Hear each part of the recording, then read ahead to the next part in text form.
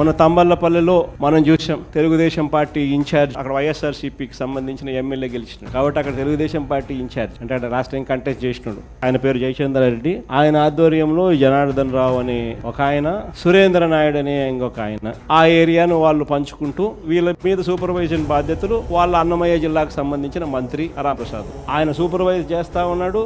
ఆ ఏరియా అంతా వీళ్ళు పంచుకున్నారు. అక్కడ కుటీర పరిశ్రమ ఏకంగా బాటళ్ళు ఏకంగా మందులు తయారు చేస్తూ ఉంటాడు.